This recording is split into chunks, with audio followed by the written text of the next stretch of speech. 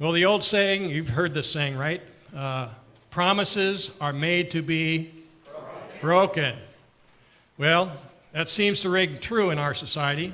You think of all the politicians that go on the campaign trail, and they make all these promises, and how many of them do they keep? Very few. In marriage, the man and the woman promise to love each other for better or for worse. And then when the worst comes, and it keeps coming, many of them decide to divorce. How about kids? You know, kids get into trouble, and they say, they get punished, and they say, oh, I promise I'll never do it again. How many of them keep that promise? We live in a society that has no problem breaking promises. In fact, people expect it. Now, in this day and age, you've seen prenuptial agreements in marriages. Why do they have that? They're going to get divorced. Just in case we get divorced, you know, this is what's going to happen. So in essence, they are really saying, I don't trust you. That's a bad way to start a marriage. Well, you know, believers aren't supposed to be that way. But unfortunately, many believers are no holier than unbelievers in this area of promise making. In Jesus' day, the Jewish society had a problem in this area. And so he addresses it in the Sermon on the Mount here. And as he spoke this message almost 2,000 years ago to his disciples who were sitting on that mountainside, he's really speaking to us who are sitting here. How can you and I, as believers in Christ, successfully project integrity in a society that expects promises to be broken? Well, integrity does not come by making frequent promises. Look at verse 33. Note that Jesus again reminds the disciples of what they had heard. Not what they had read, but what they had heard. And he's reminding them of this traditional interpretation about making promises or making vows. And Jesus, what he does is he paraphrases two Old Testament laws that have to do with making vows. And in this paraphrase, he's reminding them of this traditional understanding that they heard. The first law is found in Leviticus 19, verse 12. It says that a person, if you look that up, it'll tell you that a person is not to make a false promise by the Lord's name. You can't make a false promise by the Lord's name, all right? The second law, found in Deuteronomy 23:21, states that when you make a vow to the Lord, you're not to delay in fulfilling that vow. If you do, then it would be called sin, and God would hold you accountable in some way. Now, what do those two laws have in common?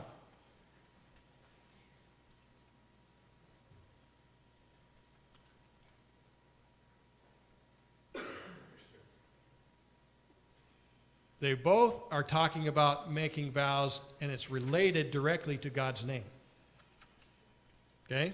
First one, you're making it in God's name. The second one, you're making it to God. So, what might be a promise? We can understand how to make a promise to God, right? God, I promise I'll do that if you just do this for me. You know, how many people make that kind of promise, right? We understand those kind of promises. But what is making a promise in God's name? What's an example of that? Well, you go into a courtroom, and you're supposed to testify as a witness. What do they make you do? I swear to tell the truth, the whole truth, and nothing but the truth, so help you God. Okay? So, now, a lot of them are omitting that last phrase.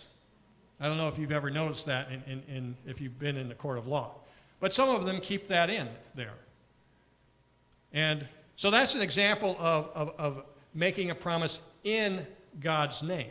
Now, the original intention behind having that in a court of law as a witness was this. You know, if you lie and get away with it, God's going to get you. You're calling on God to get you. Okay? That was the original intention. And being a country based on Christian principles when it started, that's why they had it in there. By the way, do you know what the penalty for lying under oath is? It depends if you're a politician or not. It's punishable by up to 5 years in prison. Okay? That's in Michigan, and that's also federal law. That's Michigan law and federal law. So it's pretty stiff, you know. It's a pretty stiff penalty. When a politician gets elected into office, they swear him into office. They use this very similar oath, you know. Will you promise to fulfill your duties? So help you God. When I decided to take an office in Almer Township, I was on the appeals committee, and they swore me in, and they used the phrase, so help you God. So that is an example of swearing in God's name, okay?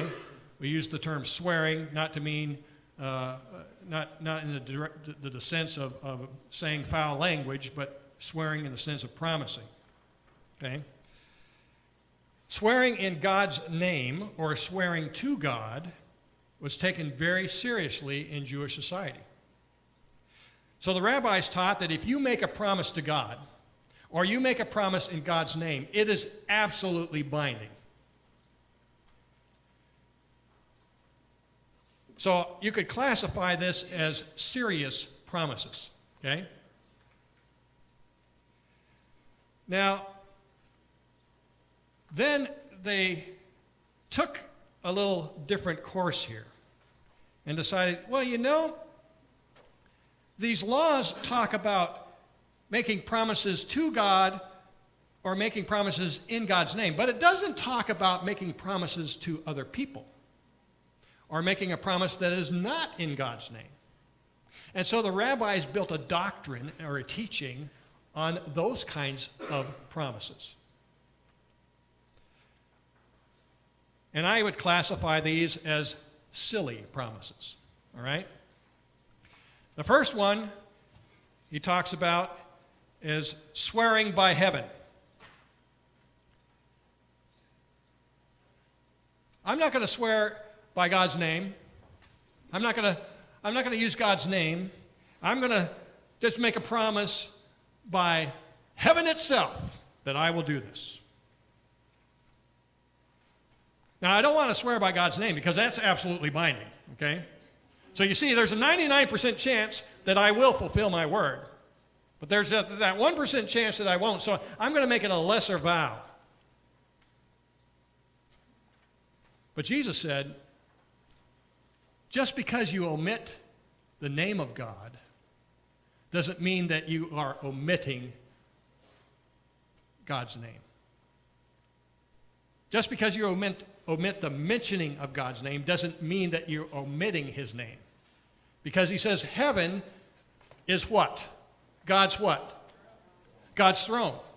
So in essence, you're saying, I swear by God's throne.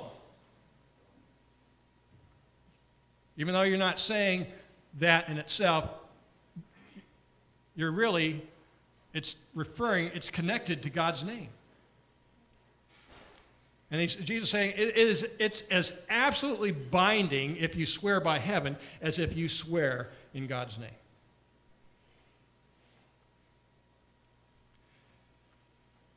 And then he goes to another one, earth. I don't know how that would go. I swear by earth itself that I will do it. Well, let's see, I'm 75% sure that I'm going to, you could be 75% confident that I'm going to fulfill this vow, okay? I'm not willing to go as high as heaven here. We're going to go to earth, okay? And Jesus says, just because, well, he doesn't say this, but I'm putting it into his mouth. This is the implication, that just because you omit the name of God doesn't mean, as far as words are concerned, doesn't mean you are omitting his name. Because his name is connected to the earth. He's the creator of the earth, and the earth is called his footstool. Now, Jesus didn't make that up. Isaiah 66:1 tells us that the heaven is God's throne and the earth is his footstool. Then they go to an even lesser oath. It's Jerusalem. Swearing by Jerusalem. Now, what I want you to do is I want you to circle the word by in front of Jerusalem, okay? Because here is where every translation says swears by Jerusalem. But in the Greek text, it's a different preposition. And you can draw a little arrow so you can write this word, the word toward. T-O-W-A-R-D. That's the way it should be translated.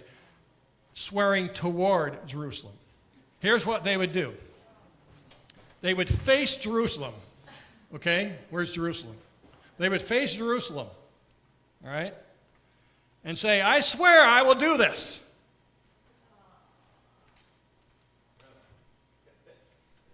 It's about 60% chance now on this one, okay? All right? 60% chance. But Jesus says, Jerusalem is the city of the great king. It's connected very intimately with God's name. And then we come to the lowest oath of them all in verse 36.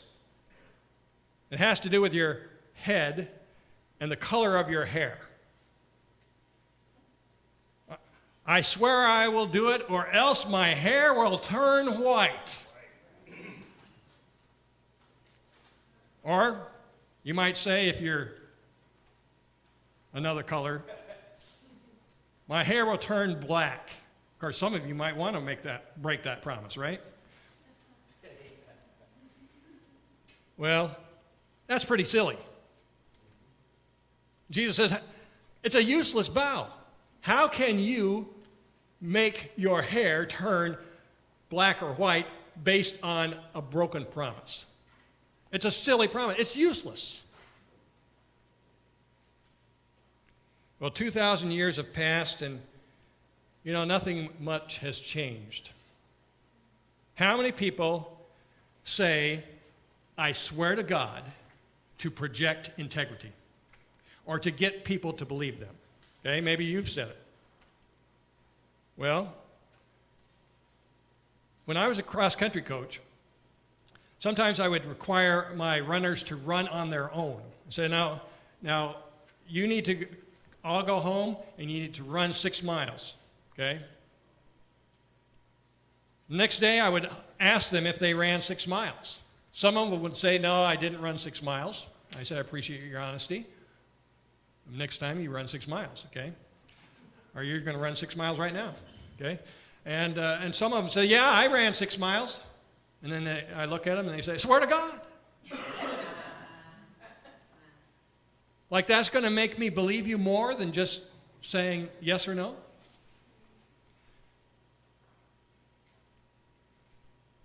Well, we need to understand that we should not fall into that pattern. How many children have said, cross my heart, hope to die, or stick a pin in my eye? I have not read ever of anybody sticking a pin in their eye. It's a useless vow. How about this one? I swear on my grandmother's grave. Now, what's going to happen if you break the promise? Is grandma going to haunt you for the rest of your life? Yeah, she's going to roll over on her grave. Well, what does that mean? So silly promises. On the bus, I've overheard this conversation more than once. You made that promise. Well, I had my fingers crossed.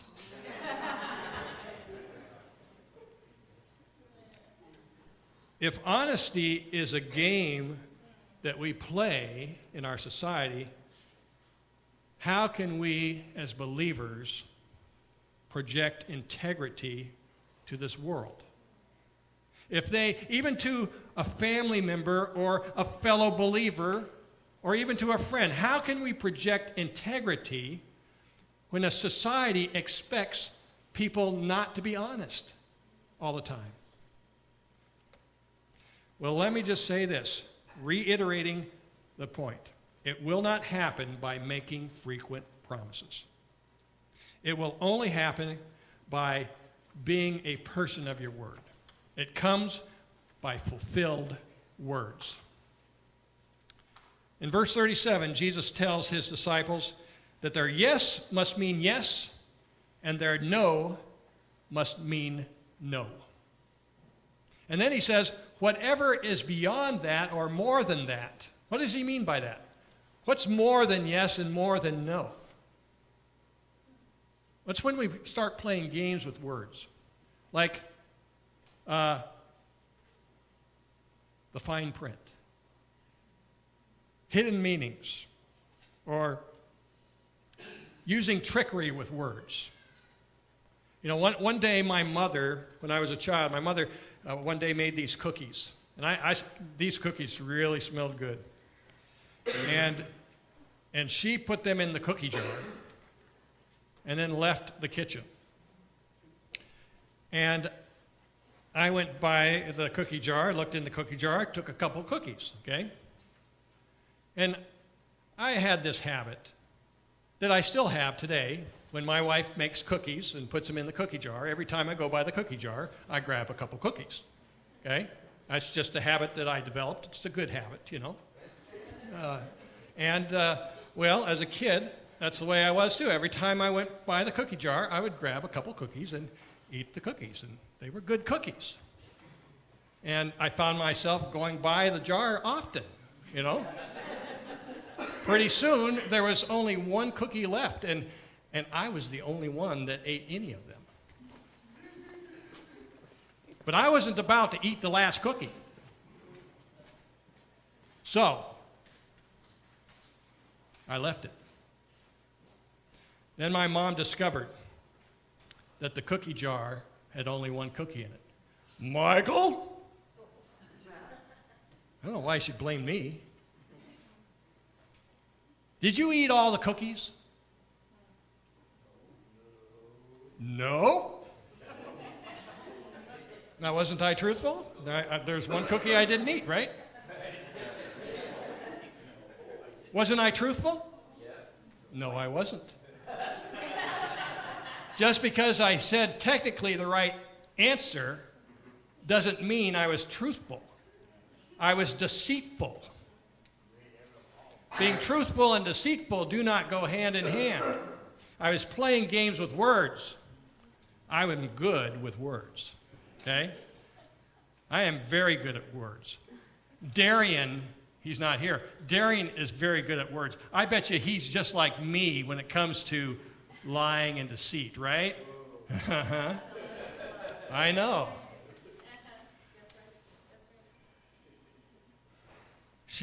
I could have said this. I didn't eat a single cookie.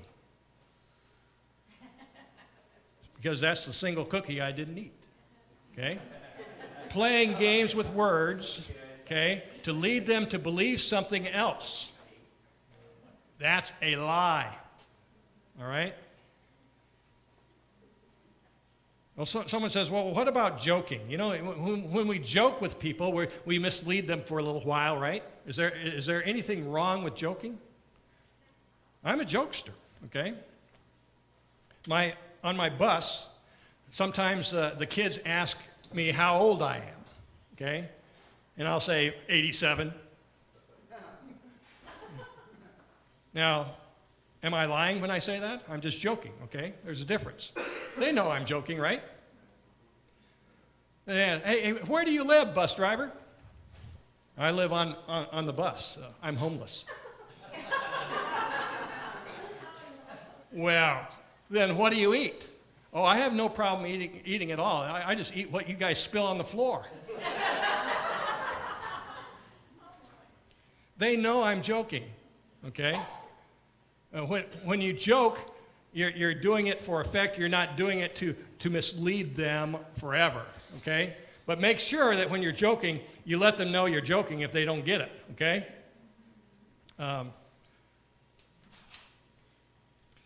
If you have hidden agendas, word trickery, or anything that varies from the meaning of what you say,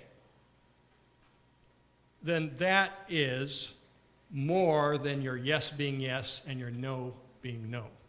And where does Jesus say that comes from? Evil or the evil one, depending on your translation. Okay? Now, either is a possible translation. It could be evil one or the evil one. I prefer the evil one just because of how I think that it's written, but the other one is just as possible, okay? But it really doesn't matter in the end which one. Because if it's from evil, it's from the devil, right? I mean, Jesus even said in John 8:44, the devil is the father of lies. So if you lie, you're getting your words from the devil. He's the father or the originator of lies. If you break your word, you're partnering with him, okay? Boy, that really puts things in perspective, doesn't it? When we lie or do something like that, sin, we're partnering with the devil? Wow. So if you break your word, it's serious. So be consistent with your words and fulfill them. And over time, as you do this, and if people see you do this over time, that will project integrity. They will see you as a person of integrity. Okay, so there's another fellow believer. We don't know them very well, and we may even doubt if they're honest or not. Do we make them promise?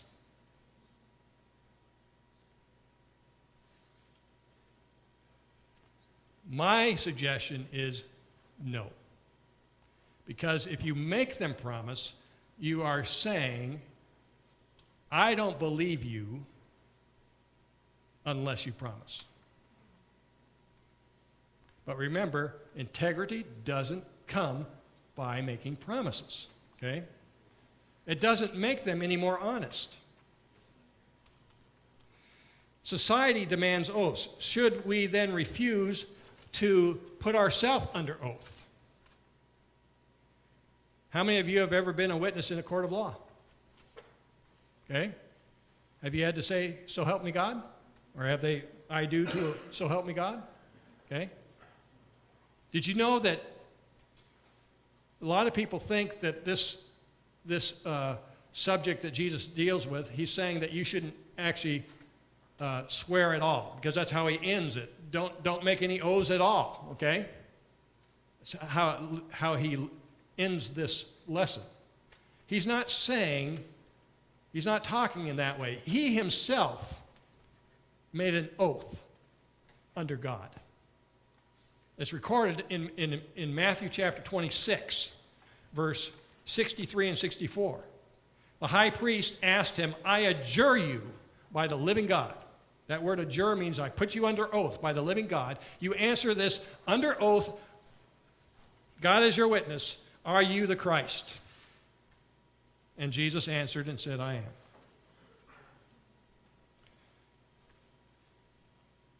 This is not a teaching on that we shouldn't make promises. Society requires us to make an oath. Okay? We're not the problem. Society is the problem. We'll just play along with that and we'll go ahead because it doesn't matter whether we're under oath or we're not under oath. Our yes means yes and our no means no. When you sign your tax return, you're making an oath. You're saying, I promise that what I've put on this tax return reflects accuracy to the best of my knowledge. When two people get married, the law requires that you make an oath. That promise is acceptable to God as long as you fulfill it. So it's not evil to make promises. God makes them all the time. What hymn did we sing just before the sermon here? Standing on the promises. And you know, you don't have to say, I promised, for it to be a promise. If you say, I'm going to do this, that's the same as saying, I promise I'm going to do this. So, the lesson here is not saying it's evil to make promises, it's evil to break promises. So the lesson that Jesus is giving us today is not about whether or not we should make promises, it's on integrity. Integrity does not come by making frequent oaths. You can promise until you're blue in the face, but that is not going to make you any more honest, okay? It might make people to believe you more, but it doesn't make you any more honest. Honesty comes by fulfilling your words every time. So mean what you say and say what you mean. Anything else is absurd. Because you are a believer in Christ, be a person of your word. To believe you now, a number may not. Time is a necessity. But in the end, your character will shine. They'll call it integrity.